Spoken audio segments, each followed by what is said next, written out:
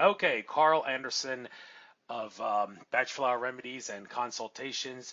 Great to be speaking to you as a guest on my show tonight. Kudos to Stephanie Gerard for recommending you. By the way, we don't have to go a full 2 hours. We can go till 10 after 8 at the max. But if you want to cut it short, and I don't know if with only basically the subject of Bach Flower Remedies and Consultations, that's the only thing you could talk about, then well, we might be able to go a full 2 hours. But if there's other subjects that you think are worthwhile talking about that you can maybe give your input on, then by all means we can stick around for the full 2 hours and to talk about that. Of course, listeners have lousy attention span, so doing a 2 hour show may cost some potential view counts. But hey, that's the way things work. So let's just just deal with it. So Carl Anderson, great to be speaking to you. And I think to start off, give your life story, what you experienced that causes you to do the things that you do in Bach Flower Remedies and Consultations and everything that goes with it. What happened to you? Please be a primary source, educating us, enlighten us, so people can trust you as a valuable source and say and think, okay, this guy knows his stuff. I gotta consult him, and I'll give you the chance to make a sales pitch out of this later on. But the important thing is your life story. Keep it fun and educational. You've got the floor. Great. Thank you very much for having me. It's nice to be here. My name is Carl Anderson. I am a Bach Foundation registered practitioner, BFRP, and a Bach Foundation registered animal practitioner, one of only 9 in the country, Bach Foundation registered animal practitioner. So my life story.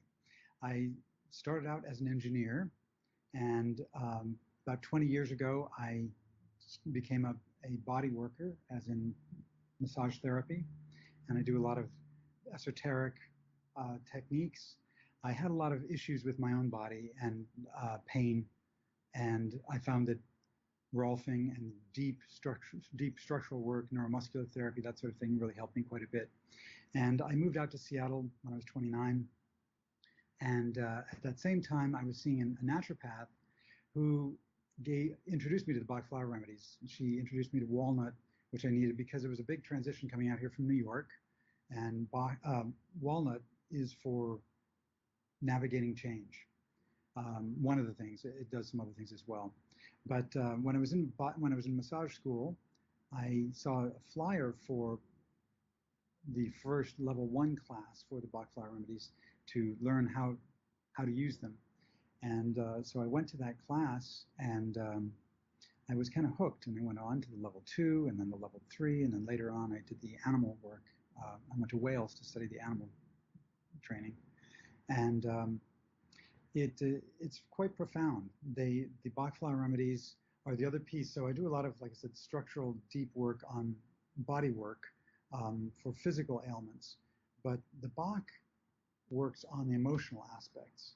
And our society, as you know, is riddled with people taking antidepressants, anti-anxiety medications, learning disorder things like Ritalin and Adderall, um, sleep aids.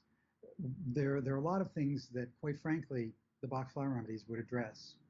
And they're natural, they're safe, they have no side effects, unlike the pharmaceuticals, which the number one side effect of antidepressants is suicidal ideation, which is kind of alarming. And it's kind of strange that you give somebody who's depressed something that might make them commit suicide. And as we've seen, there's a rash of suicides going on, and suicides are up by 30% over the last 15 years. So that's a quick intro into. So like I said, I was doing engineering by day, and then I was doing body work and Bach by night and weekends. And a year ago, I decided to quit my engineering job and dedicate my life to Bach. And I'm also teaching those uh, Bach Foundation registered classes. So I'm teaching the level 1 and the level 1 pets, and there's also a Bach Basics, which is a 1-day class. So I plan to be teaching the level 2 and the level 3 in the future as well. So it's my passion. Back to you. Yes, of course. I was on mute and always will be on mute whenever you're talking. So when it comes to the type of flowers in question that we are talking about here, it says there are 38 different remedies and one emergency formula. Each remedy resolves a specific emotional state. Um, all right, well, we need to get a full show in here. So if you want to give the nature of all 38 different remedies and that one emergency formula, by all means do it. Get it in the science of how these things work. Silence the skeptics by all means. So go right ahead here. Okay. So, well, I'm going to give an overview first. Fair So enough. basically, the thing that most people come to the Bach Flower Remedies for are stress, anxiety, depression, PTSD, grief, hatred or jealousy, racing thoughts, fears and phobias, and unfulfilled ambitions. There are others, of course, but those are the main things that people come to the remedies for. And with animals, their owners come because of aggression, separation anxiety, elimination problems, possessiveness, over grooming, skin disorders, pica or eating disorders, OCD and stereotypies, or fears and phobias. Again, there are other emotions too. Basically, people bring their animals for what they perceive, the owners perceive as behavioral issues or problems. But so at any rate, there are a number of different, like I say, like you mentioned, there are 38 remedies plus the rescue remedy, which is a combination of 5. Yet it actually has become sort of the 39th remedy. And with these remedies, we normally try to keep it to 7. You can go up to 8, but using 7 remedies in a customized formula, there are over 19 million combinations that you can make with these 39 remedies.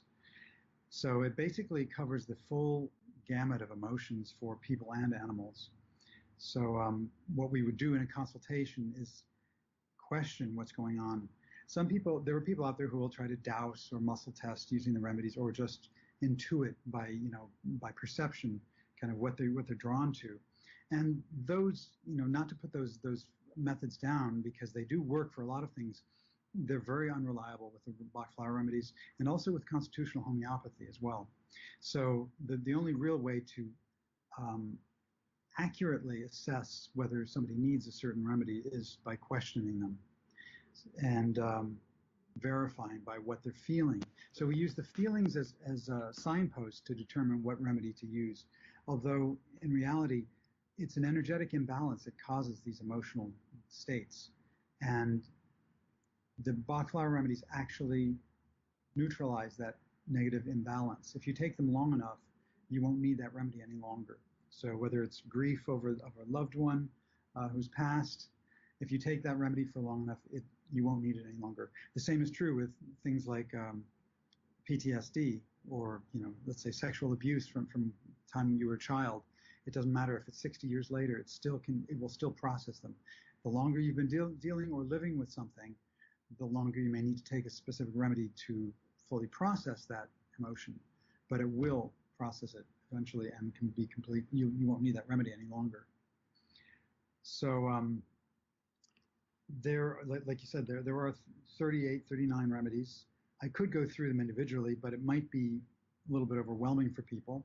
There is information, whether if you go to the Bach Foundation website, www.bachcenter, CENTRE, the British spelling, .com, then you'll find a list of all the remedies and their uses. It can be a little confusing sometimes. Some remedies, there's a remedy for procrastination, for instance. But the reason why we practitioners exist is because sometimes you may confuse one remedy for another. So in the case of, there are lots of reasons why somebody may procrastinate.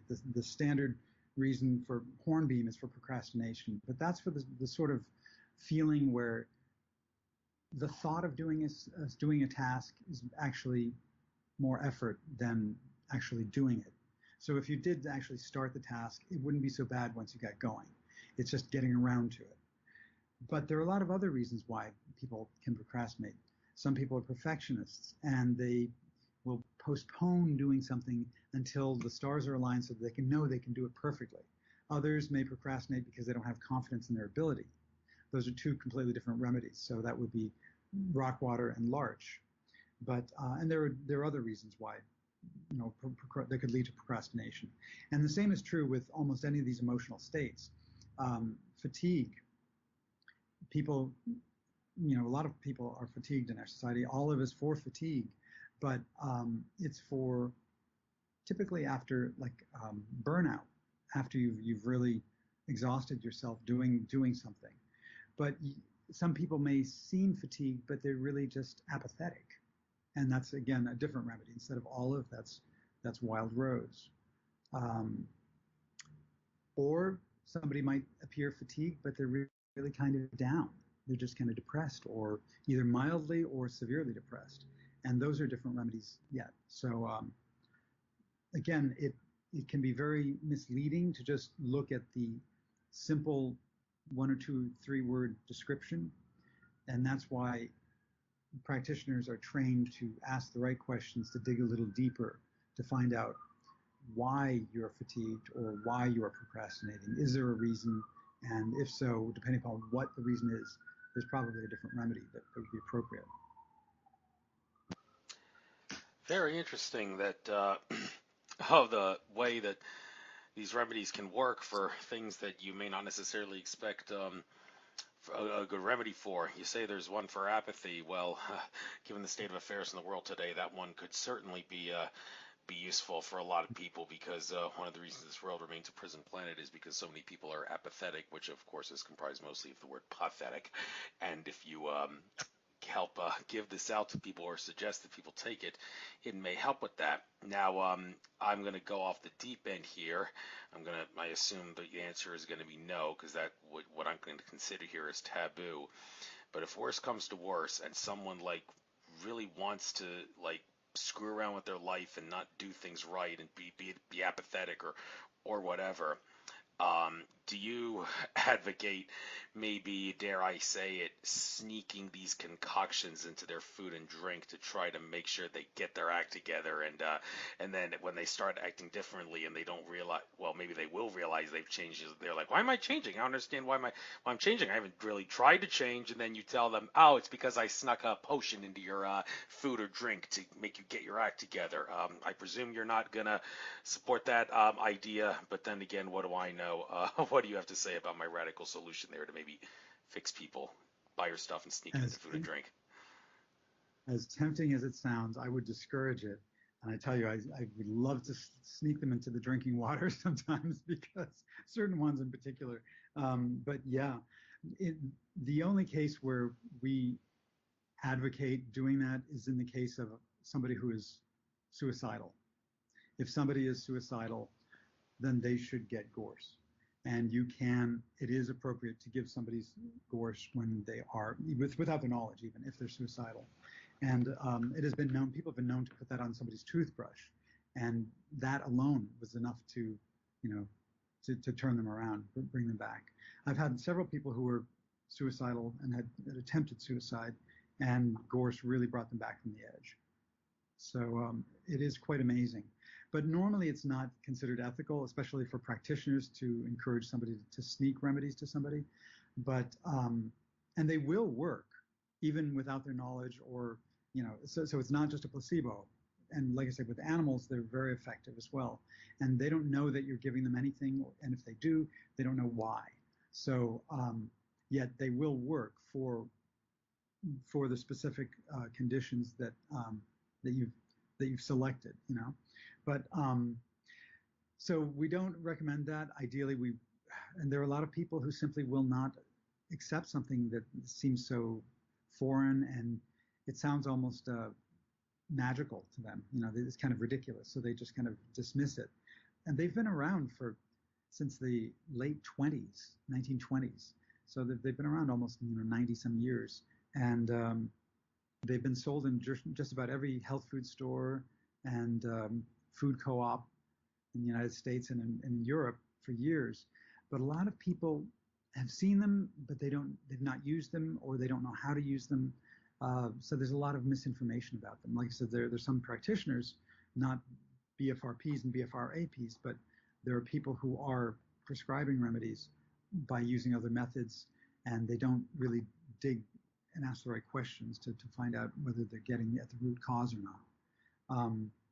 But at any rate, like I say, it's best to try to encourage people, and sometimes we can we can try to call them to the light, but they can still ignore the call and just keep on with their pharmaceuticals or just not do anything for their conditions, but except complain and make everyone else miserable along with themselves. But it isn't generally considered wise to sneak them to people, except in the case, like say, of somebody who is suicidal. And I recently, about a year ago, I had a mother who I worked with at my former job. This was about a year and a half ago. It was a year ago last January, and I noticed that she was missing quite a bit of work. And so I asked her when she came back, and as it turned out, her daughter had been hospitalized for trying to commit suicide. And she and her husband were taking turns, basically babysitting her and working from home just to be around her. And I told her, it's such a shame because I knew that this would help. She did suggest sneaking them to her, and I said that was perfectly acceptable, especially for a mother to do for her daughter who's living under her roof. And she did, and it did turn her around completely. And after a few months, the daughter started ordering them directly from me, telling me it's time to refill. So, yeah, it was quite remarkable. Yes, another thing that's remarkable is the way certain species react differently to different things. One example of this with plants in particular, like tobacco. People found that primate creatures, gorillas, orangutans, and such, have difficulty quitting if you give them cigarettes, just like humans naturally have difficulty quitting. Also, the St. John's wort medicine, which they call it poor man's ecstasy, to help and elevate mood and prevent depression, comes from a flower, has helped humans for a long time, since the time of Hippocrates, I believe. But St. John's wort is toxic to horses, I believe. And why that's the case, I'm not an expert on. But this makes me ask, are there certain plant remedies that you work with that you can think of that maybe work well for humans and animals, or work well for humans but will be toxic to an animal, and vice versa? Good question. And the answer is no. The Bach Flower Remedies are actually just the energetic footprint of the flower. So if you were to do mass spectrometry on the remedies, you wouldn't find anything of the flower itself, just the energy. And of course, that doesn't show up in mass spectrometry. But so there are no contraindications. There are no interferences with any other medications or any conditions. So it's not like you can't use one of the remedies with somebody who has rheumatoid arthritis or something like that. It doesn't aggravate any conditions, and it doesn't interfere with any medications. So even if somebody's on antidepressants, they can still take the Bach Flower Remedies, and once they start feeling better, then they can work with their doctor to try to wean off of the antidepressants or anti-anxiety medications. The only caution I would make is that there are various forms of rescue remedy that are available in what seem like candy forms, like a pastilla that you just suck on. These hard candies, those are sweetened with xylitol, and it's completely inappropriate. One shouldn't give candy to a horse or to a cat or dog. They probably wouldn't eat it anyway. But you should never administer any of those hard candies, the Bach candies, to any animals, because xylitol can be very dangerous and could even be fatal to certain, I think, hamsters and things like that. So you never want to give those to animals. But other than that, there's no contraindications. The remedies are normally preserved in brandy, and that is the only thing that could be an issue for some people. If some people are, for instance, on anabuse to get over alcoholism, then even just a trace amount of alcohol could make them sick. But what we suggest is putting the remedies are diluted. So at most there would be 16 drops of brandy in a 1 ounce bottle, which is your treatment bottle. And that's a month's supply of remedies that'll last 4 or 5 weeks. And normally you take 4 drops of that 4 times a day. So that is so dilute of the alcohol that the chances are nobody would have a reaction. But if somebody is in a situation like that, they could put those drops in hot water or hot coffee or hot tea, and within a minute, the trace amount of alcohol would have evaporated. It probably would evaporate on impact onto the surface of the hot liquid. But I also, for myself, in my own practice, I do have a whole set of glycerin-based remedies for people who are trying to avoid alcohol. And there are a number of people who are avoiding it for religious reasons also, whether they're devout Muslims or whatever. So I do offer that as well, alcohol-free formulas. Thank you very much. Let's get into the history of this. Developed over 90 years ago by Dr. Edward Bach, who is, it says here, a physician, an immunologist, bacteriologist, and homeopath in England. Now, all of these professions, physician, immunologist, bacteriologist, and homeopath, is it fair to say that had he not had a little bit of experience in all those four professions, and anything else he may have done for that matter, he would not have been able to have developed the Bach Flower Remedies, or could he have not had been a physician, immunologist, bacteriologist, and or homeopath, and still been able to do this?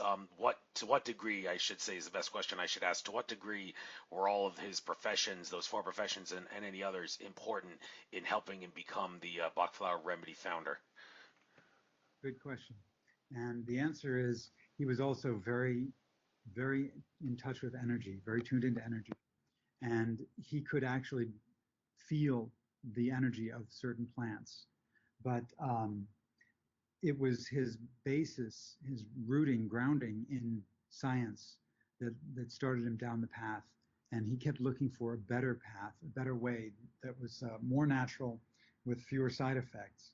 So he originally and what was interesting is that he corroborated, so his background corroborated the effectiveness of these remedies, because he, as a bacteriologist, he identified 7 different genres of bacteria that were associated with disease.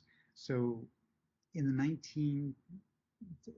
between 1912 and 1920 or so, he was studying gut bacteria, which is really kind of funny. He was way ahead of his time, because only recently have doctors started talking about probiotics and prebiotics and the importance of the microbiome in our gut. Dr. Bach was studying this in 1912, and he, like I said, identified 7 different, not strains, but groupings of bacteria that were definitely correlated with disease. And he didn't know if there was a cause-effect relationship, or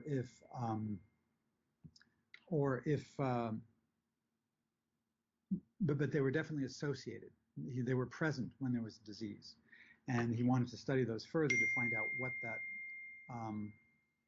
One second here. Yeah, what is that beeping? It's an IM thing, and I want to try to close that. Yeah, so by all means. How do we do this? How do we close that? Quit. There we go. Okay, that should do it. So at any rate,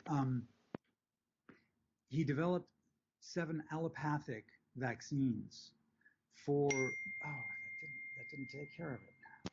Yeah, well, is it NSA interference perhaps? Now I hear myself echoing talking to you. Okay, hope the NSA isn't interfering with our interview. There it goes again. Just hold on 1 second. Take as long as you need to get it out of there. It's going to become a nuisance over and over. Yeah, there's one person does this once.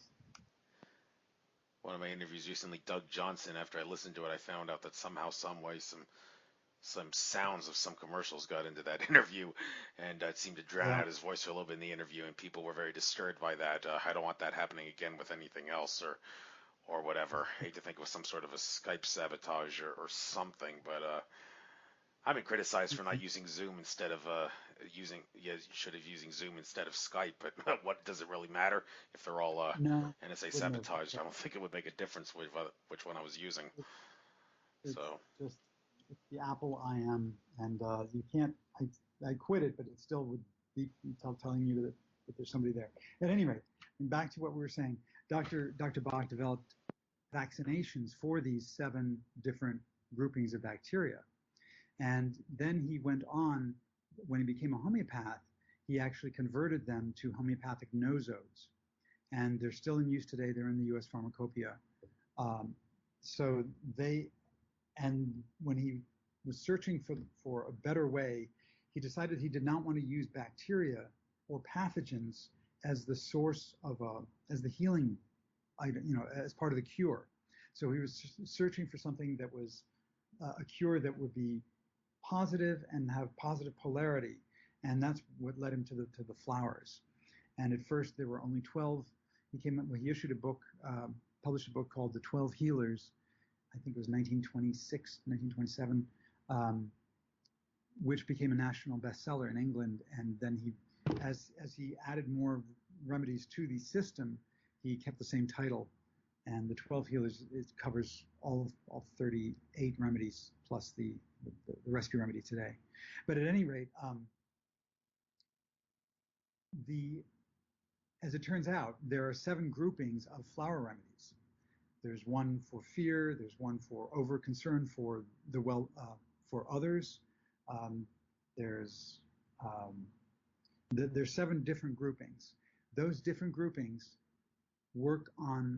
actually correspond to those 7 different groupings of bacteria, and they actually change the gut flora.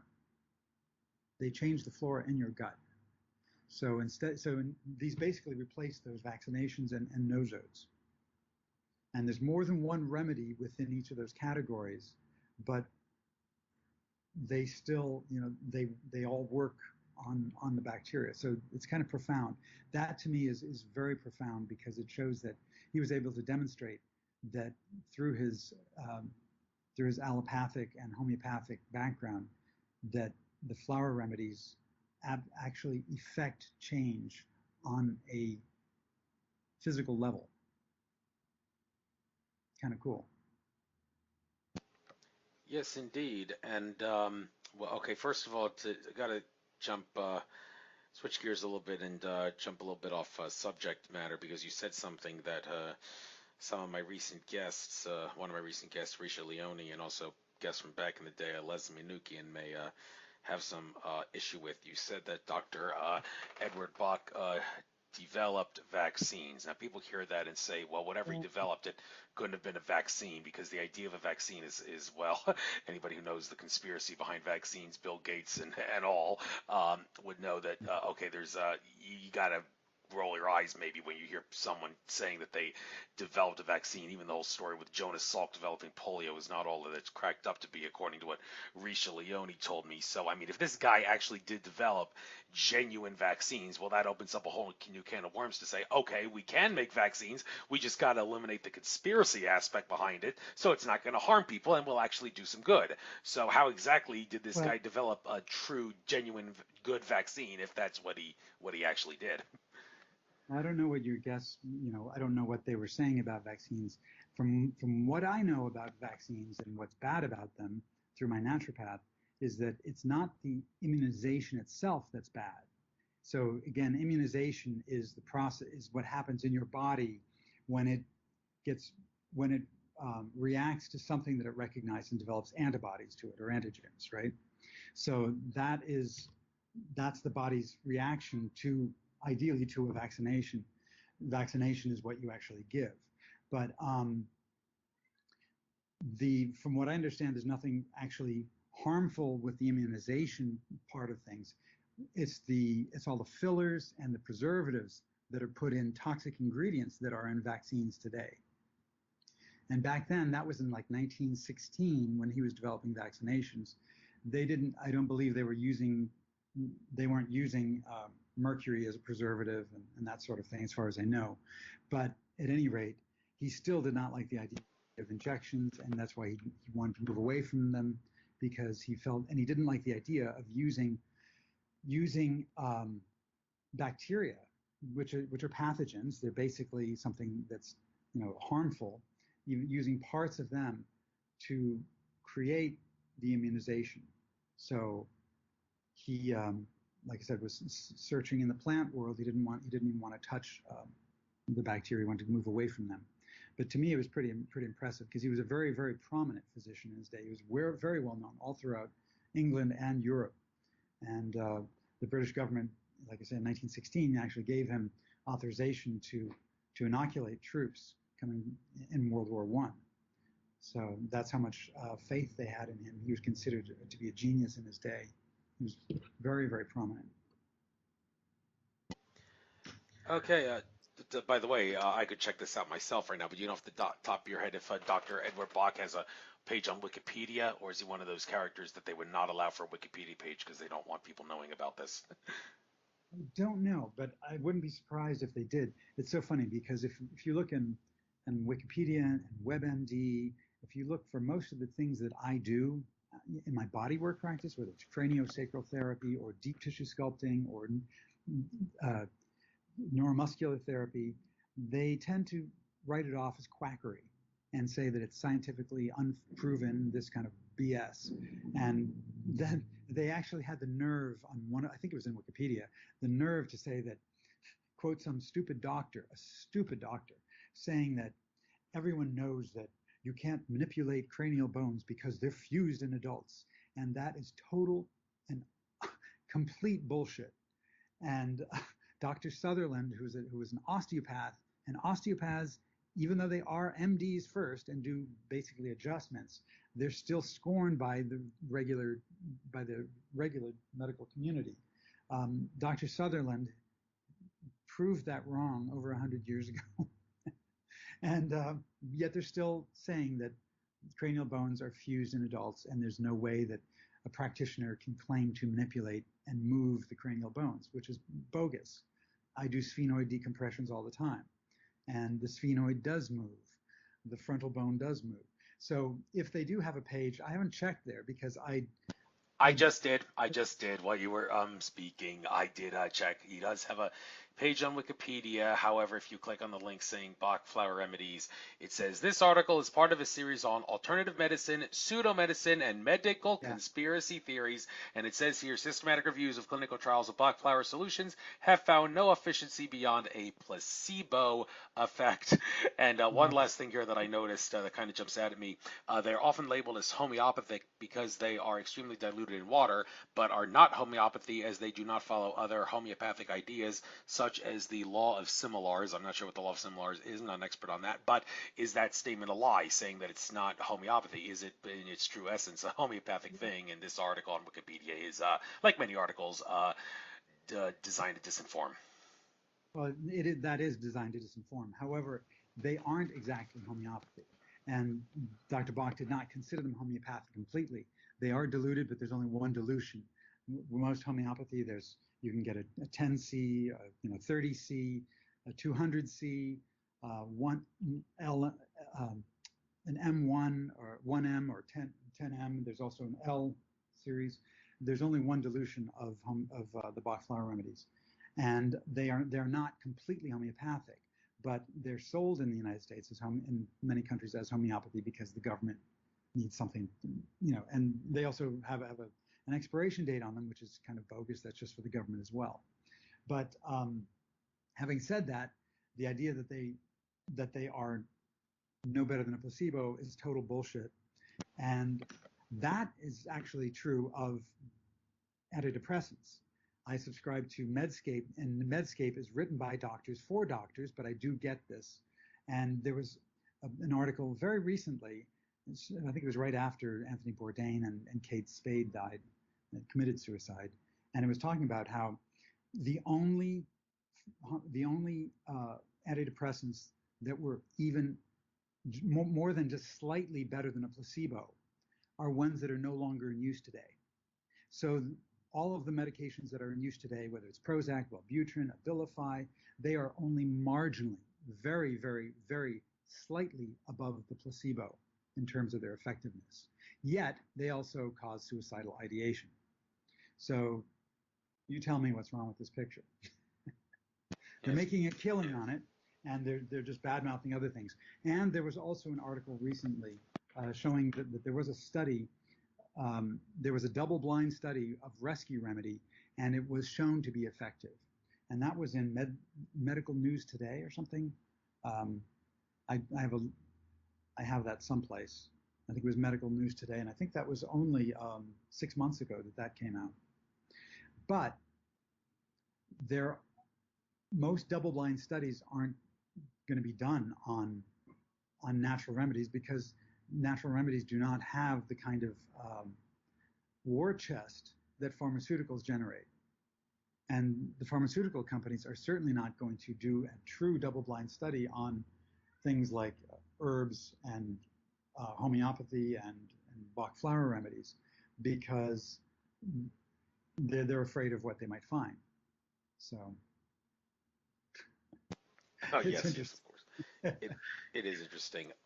Yeah, what's also interesting, by the way, just a quick side note, you mentioned those two people. I don't know this latter one, but Anthony Bourdain, if you believe he actually committed suicide, I got some nice seafront property off the coast of Mongolia that you can buy. He was definitely murdered, I tell you, for being a celebrity that wanted to expose corruption. But that's a side note, another issue. And besides, I'm trying to avoid talking about conspiracy theories on this show. Like I used to in the past. It's more love-based stuff nowadays, and that's one reason I'm having you on to talk about this love-based remedy in many ways. Uh, but oh my God, there was one question I had about oh yes, yes. Can you off the top of your head, and I would love to hope the answer to this is yes. Any Bach flower remedies that can be really good for people with lousy attention spans? Because I mentioned earlier, doing 2-hour shows all the time on this program has cost me a big audience because people have lousy attention spans. If there was some way I could help people with that besides making a stink out of it on my show, sounding like a broken record and mentioning it all the time. Is there any remedy you can think of that if people were to take it, their attention span, even for the most boring of things, would actually improve and people would be able to listen to my show for 2 hours straight without falling asleep or whatever, even on the most interesting subjects? Yeah, actually, there are some. So, like I said, for the same applies for learning disorders. So, if somebody has a tendency to just sort of daydream and drift off and just kind of, their mind wanders, then clematis or clematis will help focus and bring them back to the present to be centered. So that can help with focus. If you're distracted by thoughts, your mental chatter that kind of distracts you and takes you away, then white chestnut will take care of that. Um, if you're just really, if there's boredom or sleep, if you're exhausted and just kind of falling off, then olive will help. What olive will do is it won't give you energy like guarana or ginseng or coffee. It actually will force you to get the sleep that you need and restorative sleep at some point. So it won't act like a stimulant, but it will over time make you rested so that you are present. Okay. So yeah, so those are the ones that come straight to mind that I would recommend. So clematis, white chestnut, olive. Um, yeah. Also, yes, another one that I think I could personally relate to because I had a pretty somewhat I should say frightening. It was kind of frightening experience recently where I felt like I was being sabotaged at an ethereal level in my head. I was at a recent conference in Los Angeles, the 5D events, quantum and spirituality conference. When going back to the hotel room at night, I was gonna, after they shut down the pool area in the hotel, they tell everybody get back to your rooms. Now we're shutting down the hotel room. I decided to let the guy I was hanging out with um, by the pool up to my room for a little bit to hang out. And shortly before, I think I should point out though, earlier in the day I did consume about 25 grams of 25 grams of Amanita muscaria mushroom, and also had about 2 beers by the pool. I did try to make sure I gave a blessing and asked my angels and guides to make sure that the Amanita mushrooms and the alcohol I was drinking did not produce any negative effects or allow for negative entities to sabotage me. But I don't know if being in the hotel made it hard for the entities to protect me like that. But apparently, some negative entities had sabotaged my mind and were actually making me have very paranoid and unpleasant thoughts. One thought that I remembered was like, this guy you're going to let into your hotel room, you'll be dead. He's got a gun. He's going to kill you. And I was really getting weird weird at that point, and the guy was like, "Dude, what's the matter with you? You're obviously not right here." And I didn't dare want to tell him that I had visions and thoughts in my head of him trying to kill me or something. But I eventually sucked it up and said, "It's all in my head. There's probably entities trying to sabotage me because I'm making a big statement at this conference. So just don't worry, nothing's gonna happen." And well, nothing did happen. But eventually, the guy, after I told him he could stick around for a half hour, I probably freaked him out so much he decided to leave early. But the point is here that there are times where you can become a targeted individual, like if you make a big statement at a conference like I was doing, and I don't think I was the only one who was succumbed to this, where entities will try to toy with your mind, and people like Andrew Bartzis and George Kavasilis, very prominent metaphysical experts, have said they've been sabotaged at an ethereal level with entities that have toyed with their mind, even though they do all sorts of like protection work. It doesn't seem to help them entirely. If they can't protect themselves, then well, who can? Well, looking at some of the remedies that these are effective for, the things here on the list, I think maybe some of these remedies could help. Well, among other things, put a proverbial shield around you so the entities cannot sabotage you and toy with your mind like they toyed with mine that night, if that's what happened. So can you think of any remedies that could help people like me who became targeted individuals at moments like that, or may become targeted individuals like that?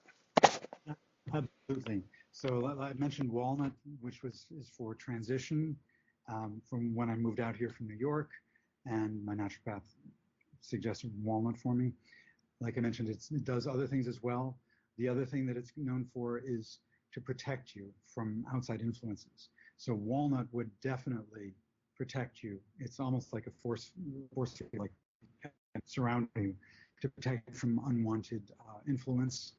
And whether it's a parent trying to pressure you into going becoming a doctor when you really want to be an artist, or entities like this who are attacking you. It also will help psychics kind of filter. It doesn't ruin their psychic abilities, but it allows them to be in control. Oh no. So That beeping again. Try to laugh it off, even though it's trying to get rid of it, but at the same time laugh it off. It's the best way to cope with these things. Yes, it's unbelievable. So at any rate, so walnut would be very effective. So it can help people who are psychic or massage therapists. It'll help prevent them from taking on other people's energy as well. So walnut would definitely be indicated there. And the other thing is, just in case you're feeling suspicious and feeling vulnerable, holly would help protect you from basically mistrust. So to allow you to trust appropriately, so that if you were feeling, like you mentioned, paranoia, if you were feeling paranoia, the holly would take care of that. So walnut and holly under that circumstance. Oh, you mentioned walnut and holly. Now this leads one to wonder. Okay, if I were to actually eat a lot of walnuts or put a lot of holly plants around my house, like during Christmas time, or not necessarily Christmas time, anytime, would it actually have the same effect as taking the Bach Flower Remedy, or is the Bach Flower Remedy so much more different than the act of eating a walnut or putting holly plants all around you to try to heal you or shield you or whatever? Yeah, well, I think it would be great to plant. We should constantly be planting new things, but they wouldn't protect you quite the same. And eating walnuts won't be the same thing, because it's actually the walnut flower, which is really an obscure and very it's even hard to see in the plant. It's a green flower, and you need to get the energy of that flower, transfer the energy and absorb that. It's not in the walnut, and likewise it's not in the holly berries. It's in the holly flower. But having the holly around you is a great thing. Having walnuts around is great, but the energy from the flower is different. Okay, and on a related note, there's a phenomenon that some people have had success with, where here's a good example of the phenomenon.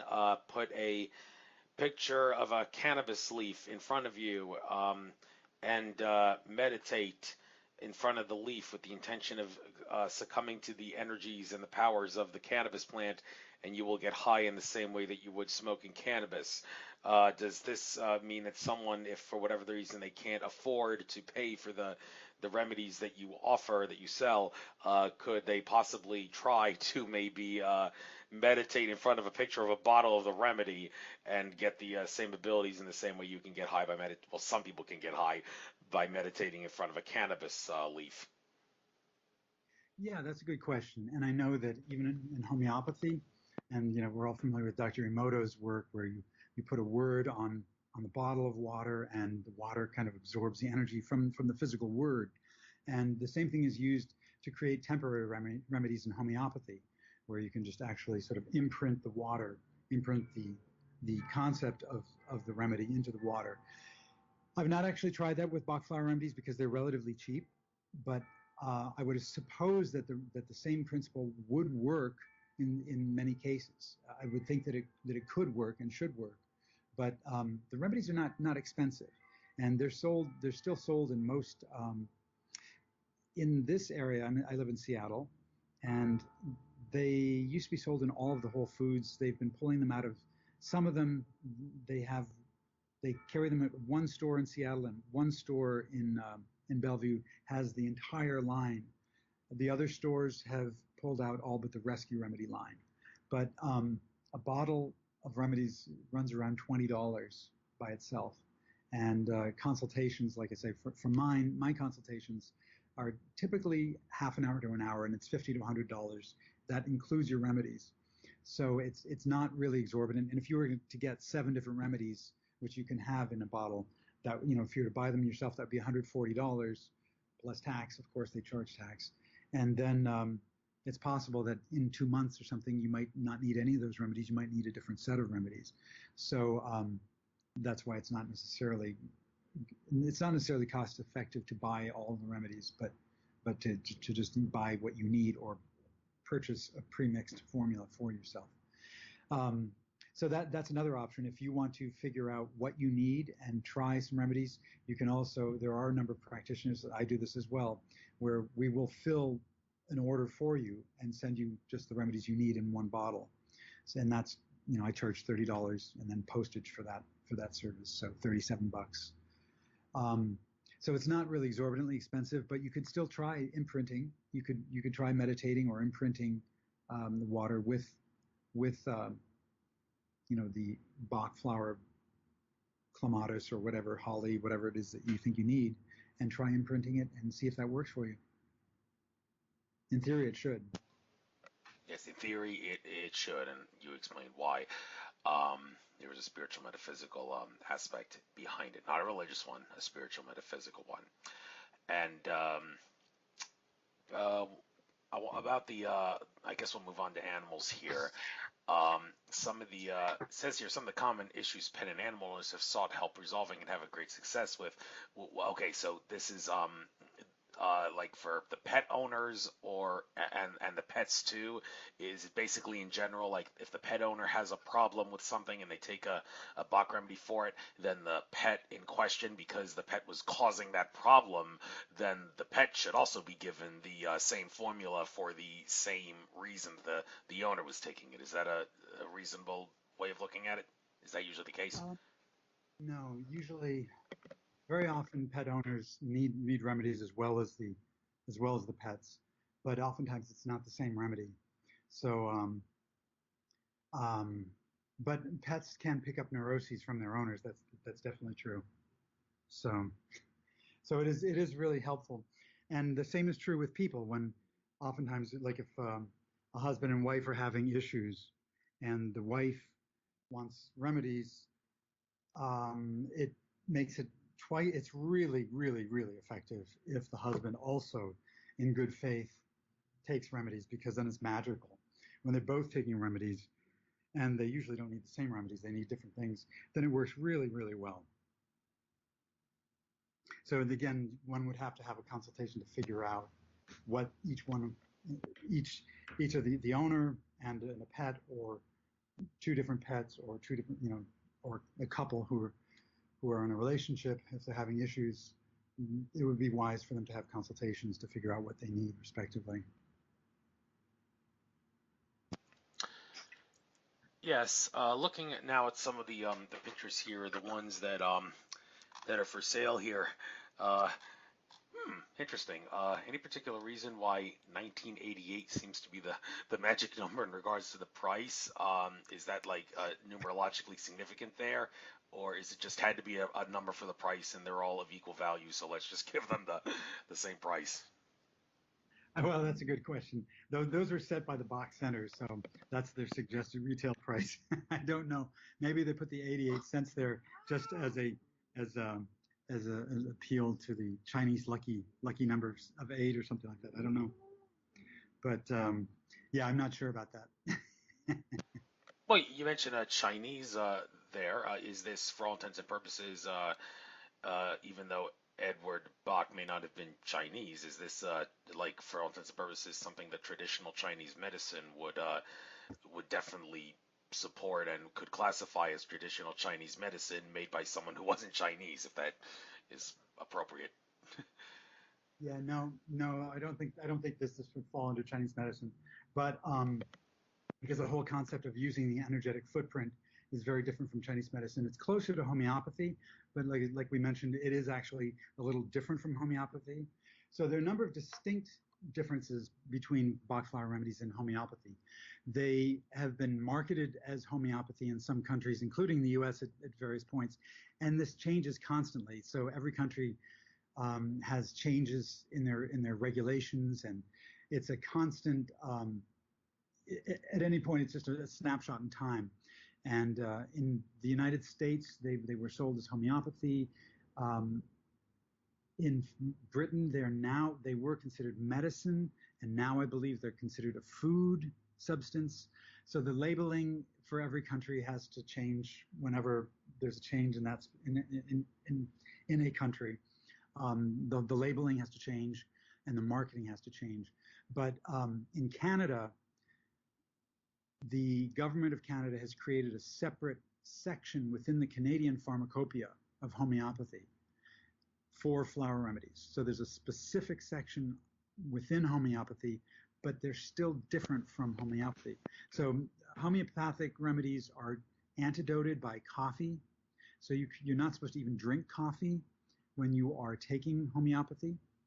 And that's not true with flower remedies. You can actually put them directly in your coffee and consume them that way. There are no restrictions. You don't have to avoid mint or strong aromas like what is it? Things like Vicks Vapor Rub, menthol, and eucalyptus.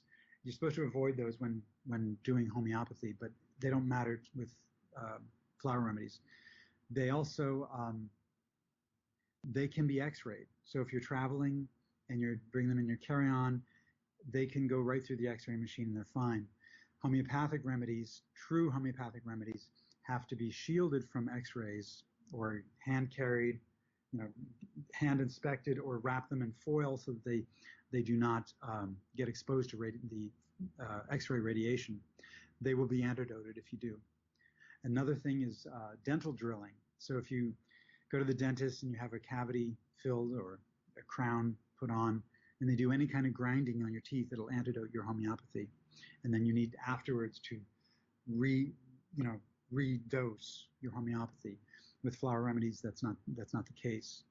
So there are some distinct differences, and that's why I say they are not truly homeopathic, but they are still energetic. There's nothing of the actual flower or the plant. So I've had people ask me if they could take walnut because they said that they were afraid to take walnut Bach flower remedy because they're allergic to walnuts. And there are no nuts in here. There's nothing of the flower even except the energy. So there's no contraindication. There are no allergic reactions to any of the remedies. Okay, so it's interesting. People will ask that though, and invariably I've had people come and say, well, they've heard that there are no interactions with medications, but then they ask specifically about chemotherapy. Well, what about chemotherapy, or what about this? And absolutely not. There are no adverse reactions with any drug.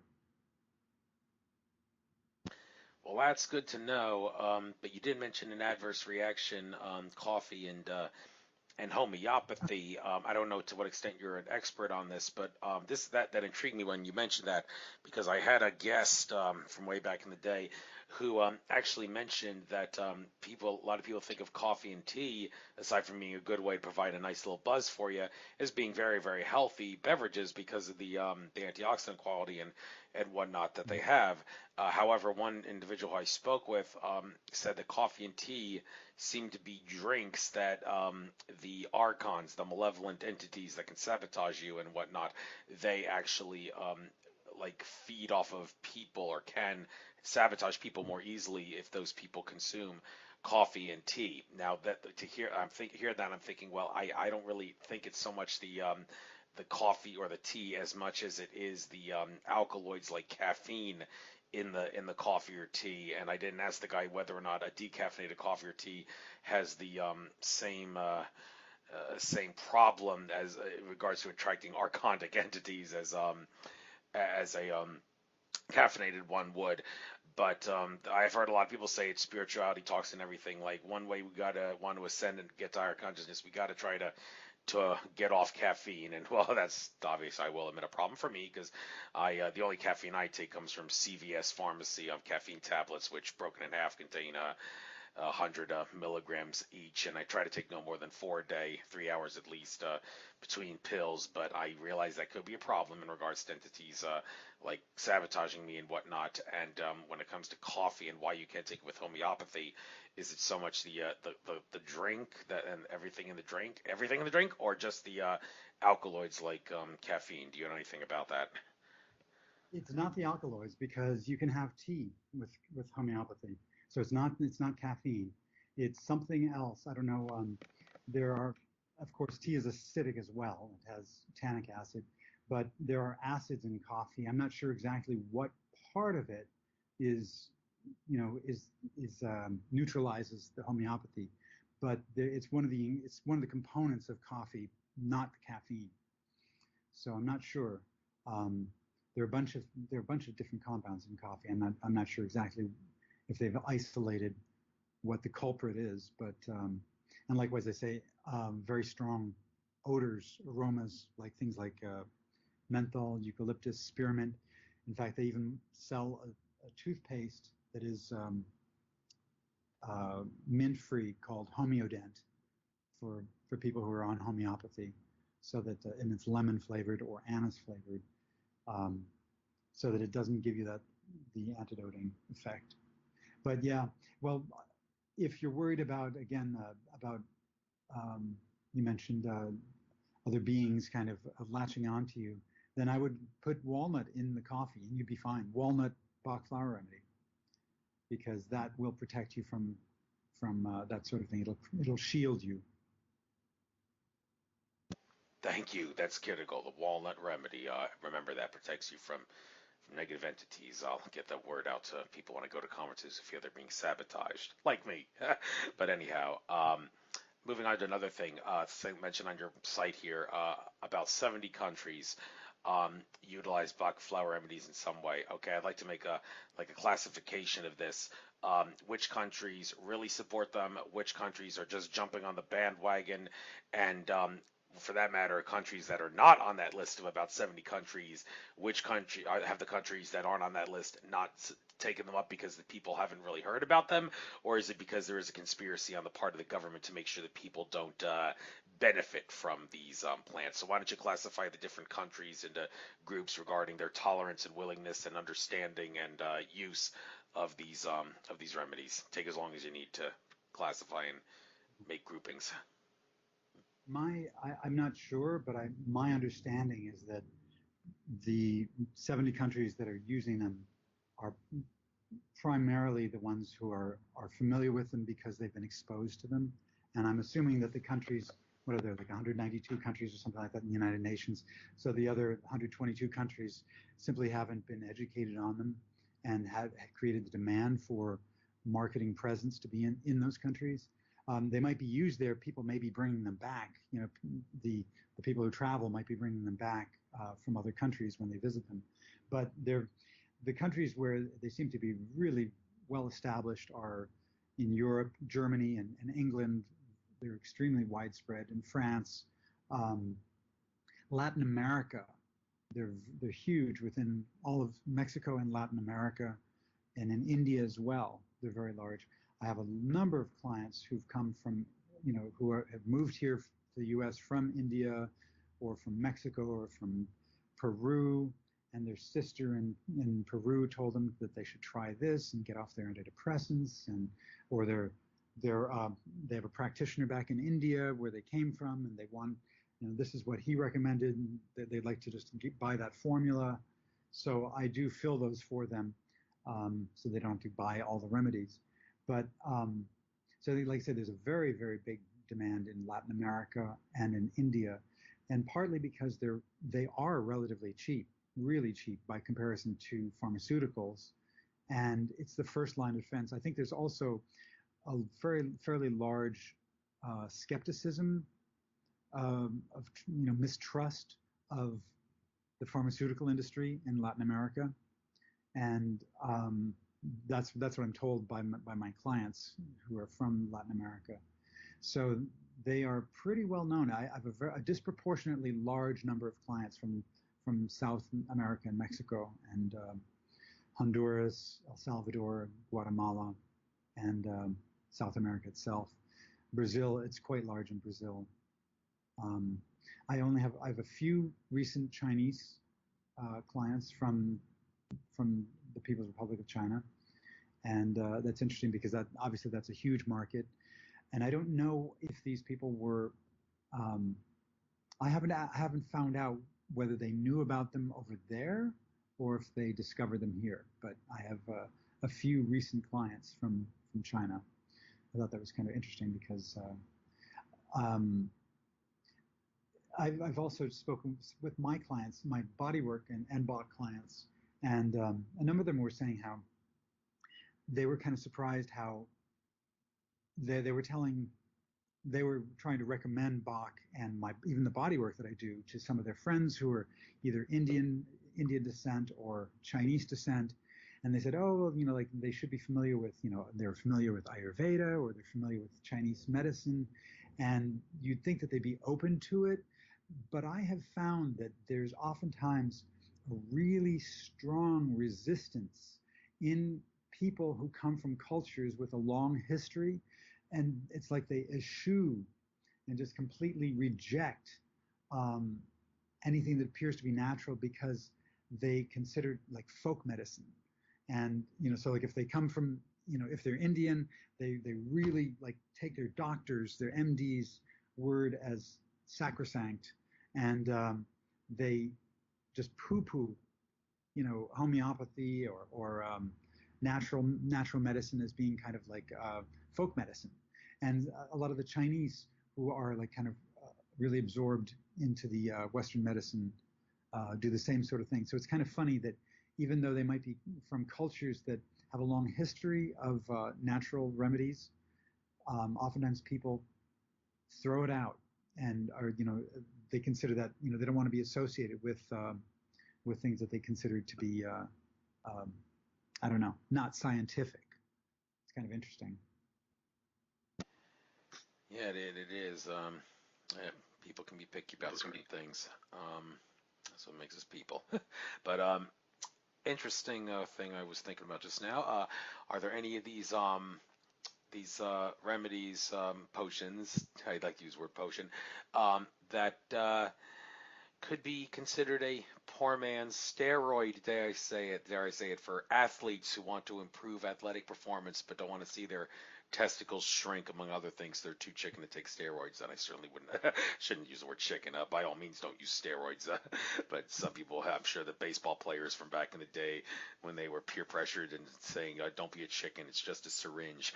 But if I never took steroids, of course. Although I will admit I did actually take creatine when I was a high school athlete, and I don't see anything wrong with that. I mean, you take creatine every time you eat meat, so it's kind of hard to say that creatine is is a performance-enhancing drug when it's naturally found in meat foods. What I took, of course, was a extracted version of that, and never had any problems with it. So I'm led to believe that all those forums and boards out there where people have all sorts of nasty things to say about what creatine done to them, those were all people that were trying to paint a negative light about creatine in order to, well, demonize it in the same way that there's a war on drugs, there seems to be a war on creatine to, like, nanny state us, so to speak. But I never had a problem with it, and I'm sure that, well, a lot of other people haven't either. But anyhow, that's kind of different than creatine's different from what we're talking about here.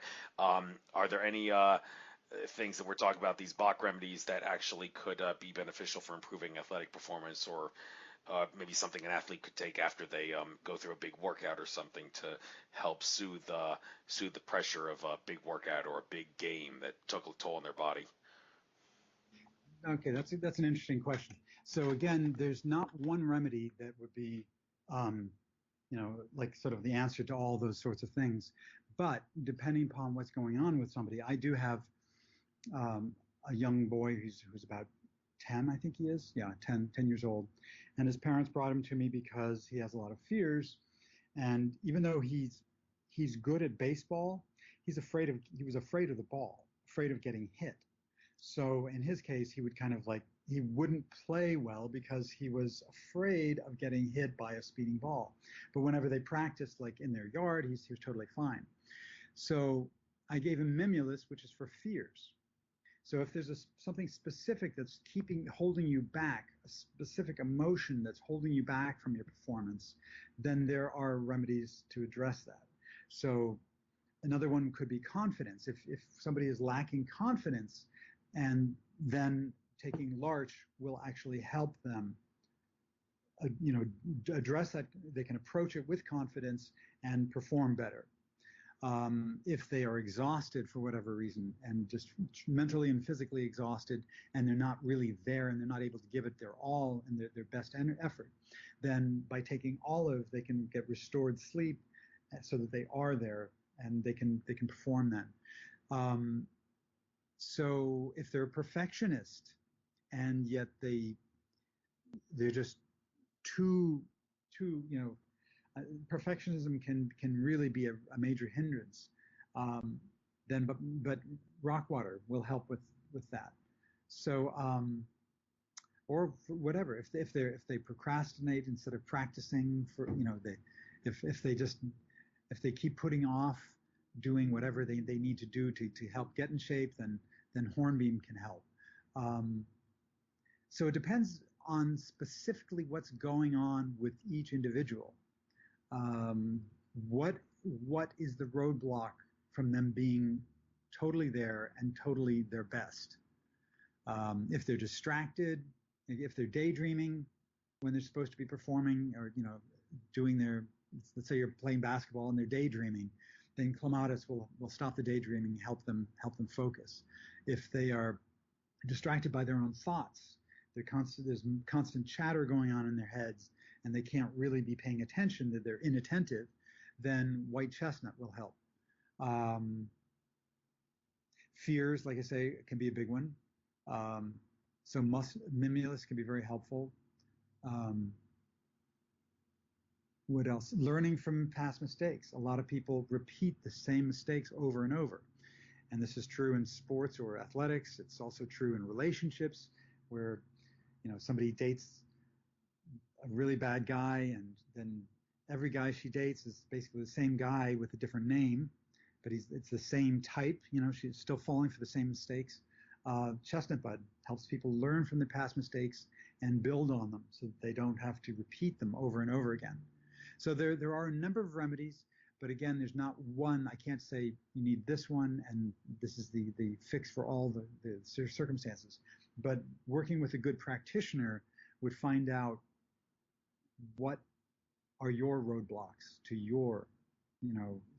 what are your roadblocks preventing you from being the successful person that you want to be, whether it's in sports or in life, in relationships, or in business, whatever. And by determining that, then you can find the right remedies that will address them. But you get the idea of how, depending upon what's going on. if somebody's apathetic, right, and they don't have any real motivation, and they're not really vested, they're not concerned, nothing gives them joy, then Wild Rose would work. So Thank you, thank you. Other thing that I want to ask about these remedies, can any of them be, well, to some degree they are. What you can make the argument that they're synthetic. I mean, you do lab work on them and to put them in the bottle and can mix everything together. So from that standpoint, they're synthetic. But I'm talking actually, about like they're synthetic. not. What? They're not. Actually, They're they're not. not. Okay. Well, Do you want I'm using a flawed to? word of definition synthetic. Well, I realize. it's So actually. Let me tell you. Let me briefly tell you and your listeners how they're made, because it is so simple, and that it's mind-boggling. So there are two methods. Half of the remedies are made.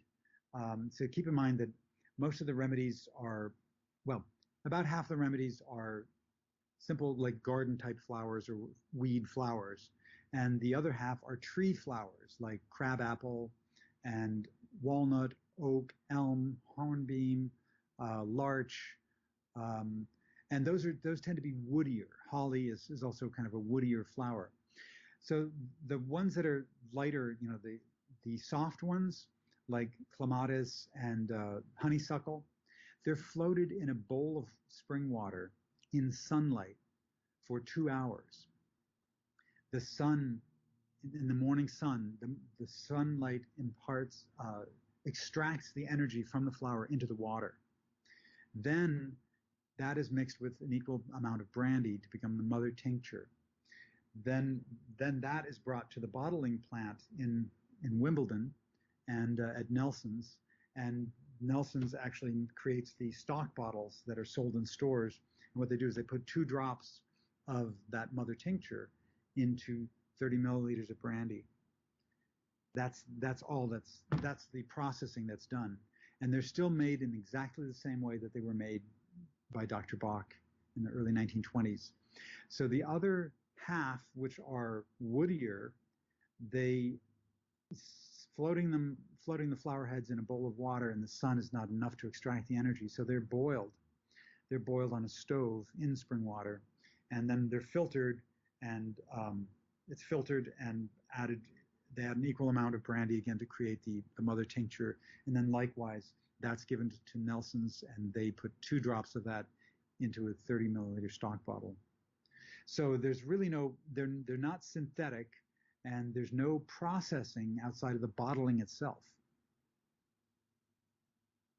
yeah, I was kind of using a flawed meaning of synthetic to suggest that mixing them together in the proper amounts and then combining them is synthetic. No, that's not a proper way of defining synthetic. However, I do want to ask you though. Well, there are some substances out there like what people will classify as drugs, like psychoactive drugs such as DMT, and actually find it in plants, but it can be produced synthetically. Like there's ayahuasca with the DMT flowers and the vine from the tree, the capi vine, but you can produce pharmahuasca made with synthetic DMT and some sort of synthetic MAOI, and magic mushrooms, not the Amanita muscari mushrooms that I took at that conference shortly before I had that crazy experience, but they can't apparently be produced synthetically, but psilocybin mushrooms can be produced synthetically, and this makes you wonder: are there any of these potions that, not that I would recommend taking them? I'm sure many would argue that taking a natural thing always would trump taking the synthetic thing. Even if you give the synthetic thing a shamanic blessing, it's still not going to be as good as a natural thing that didn't receive a shamanic blessing. Some would assert, but if in theory, can you produce any of these synthetically in a lab by doing the right chemical reactions and having the right equipment? The short answer is no, I don't believe so, because again, all of what you've described are actual chemical constituents full of atoms and molecules. So molecules of specific chemical compounds.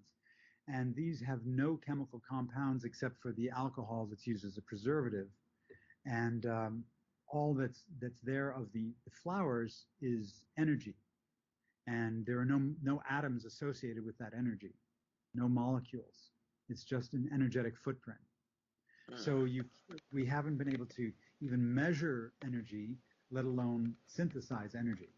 Now, I'm not saying that isn't something that could be done in the future, but right now we have no way to do that. We don't even have a way of measuring energy that's really accurate, right? Okay, fair enough. But some that believe anything is possible would say, Right. if our consciousness rises enough, it will be possible someday to Oh, synthesize, so to speak, these things with I agree energy. with that. Okay, I agree that at some point we might have that ability, but right now I think we're far from having that ability. fair enough. Um, All right, so another question mentioned about the countries where these things are prominent.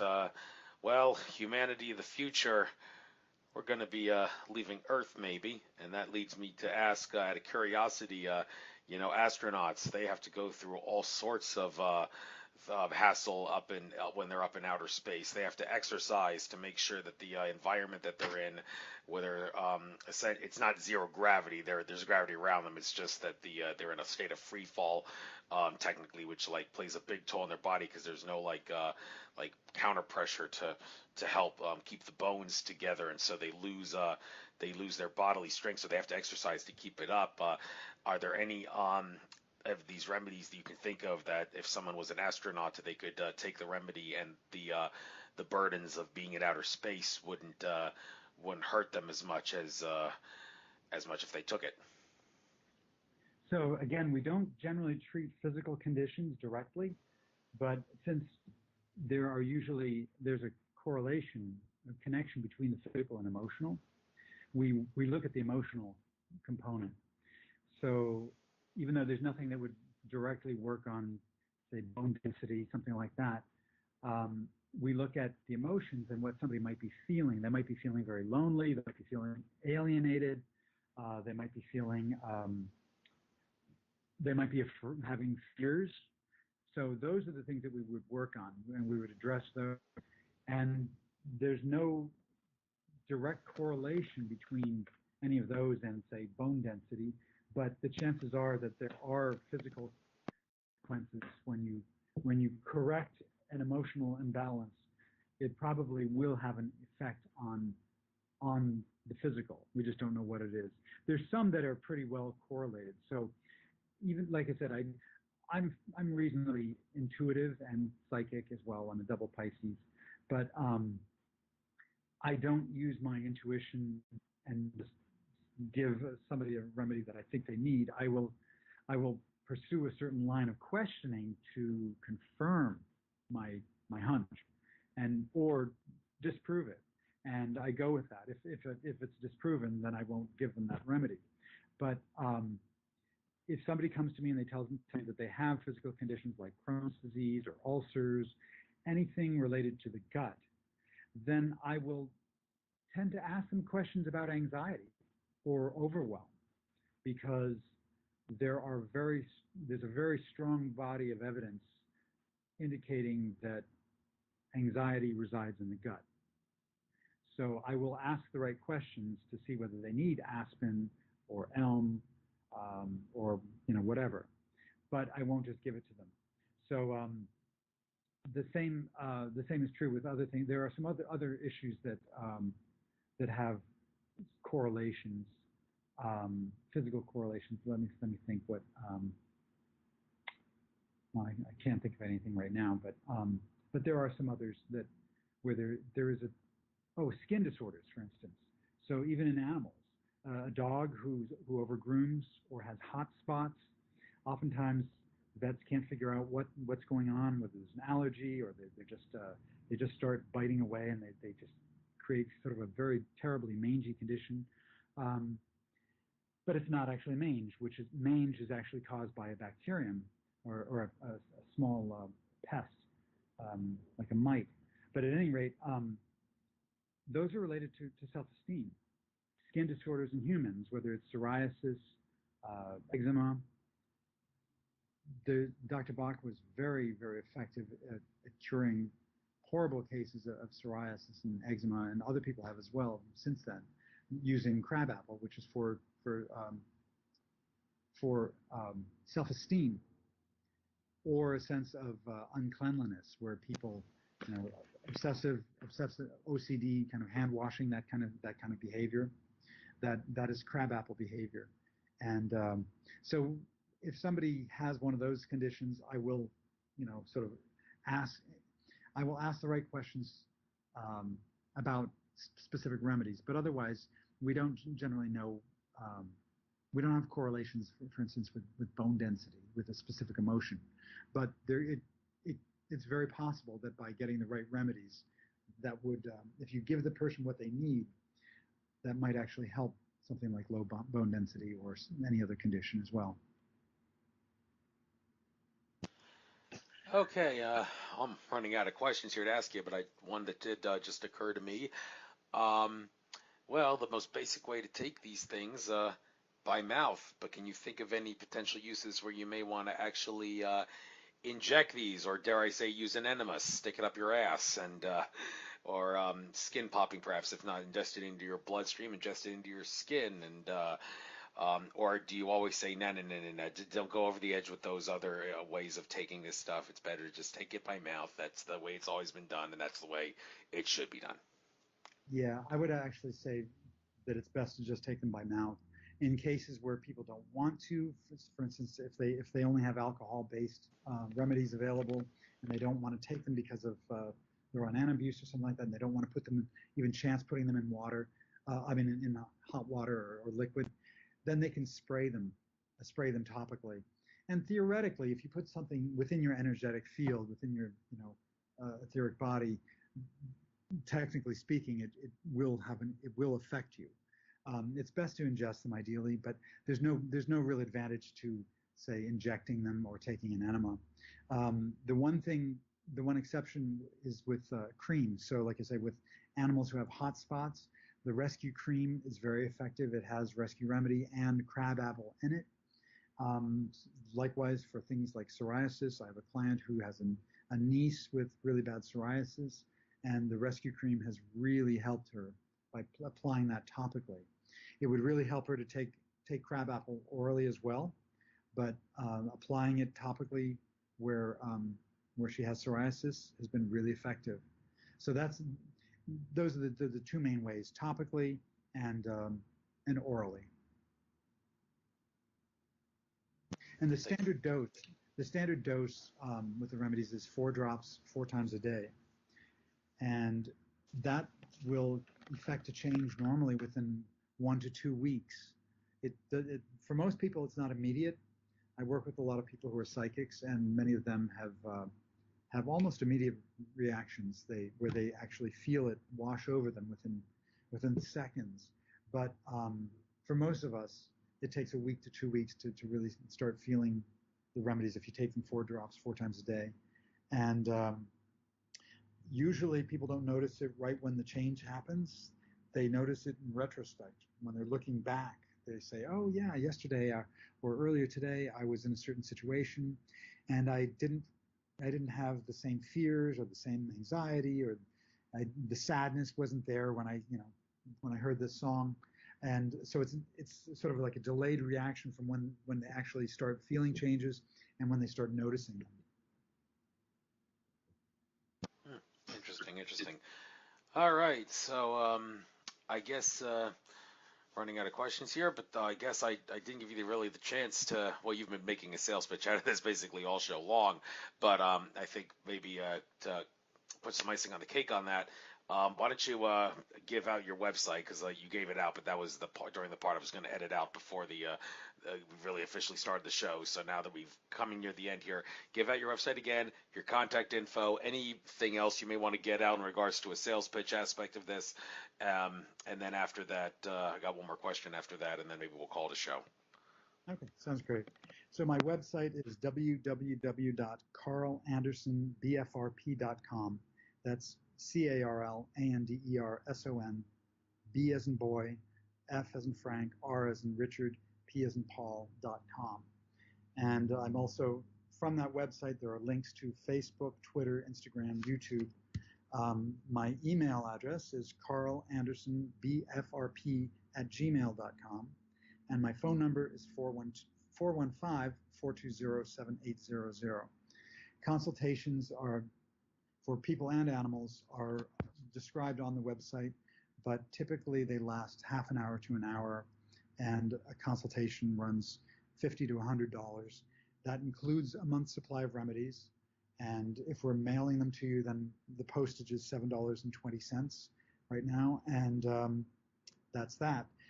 Refills of the same remedies are just $30 plus shipping, so $37.20. Relatively affordable for a month's supply. And like I said, if you're taking any kind of pharmaceuticals, you don't have to stop taking them to start the remedies. In fact, you shouldn't stop. You should actually start taking the remedies. Once you start feeling better, then you can work with your doctor to wean off of your formulas, the medications that you're on. All right. Okay. One more question. What do you see in regards to the future of these things? Has the popularity of these things gradually increased over time, or has it reached maybe a bit of a plateau in recent times that may stick around for a bit? The future of this, what do you see? I think it's still on the rise. They never did any advertising at all.